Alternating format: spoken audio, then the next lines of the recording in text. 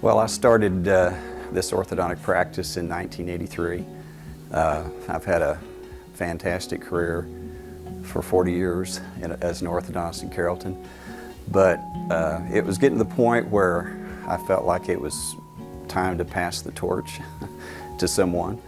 So did a kind of a search process, actually interviewed 4 different candidates that were interested in taking over the practice. And Dr. Patenaude was by far the best one to take over. We went to the same orthodontic residency. Many of his instructors were my contemporaries. So we have the same treatment philosophy by and large, not only as orthodontists, but also the way we treat our patients.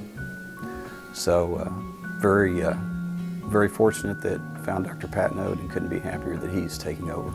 When I first walked in, I had Dr. Thames and he started my process. Going into it, I was a little bit nervous, but I mean, immediately right when I got back into the office, it was just, I was welcomed. It was a very simple process, and getting the braces on, going through the process, it was very simple, easy, quick, and I was able to do it without missing much school. I really loved the staff. I think every time I would come in, I'd be like, hey. And it was really enjoyable having a great staff.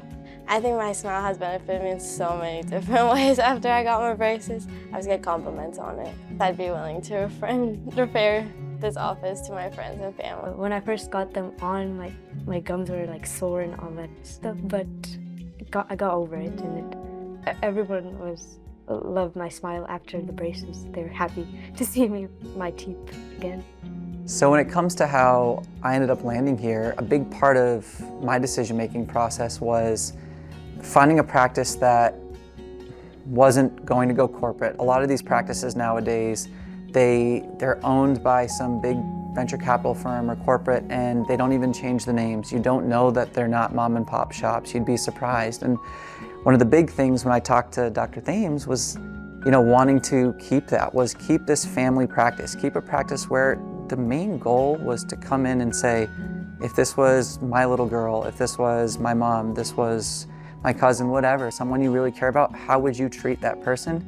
And make that the treatment plan we offer. Our goal is to be proud of our work, and I know he's proud of his, and I'm really proud of what I've been able to do. And I think protecting this practice as something that's part of the community here to really just do the best we can, that was a big part of the choice. And I looked at other practices myself, and this really was the fit.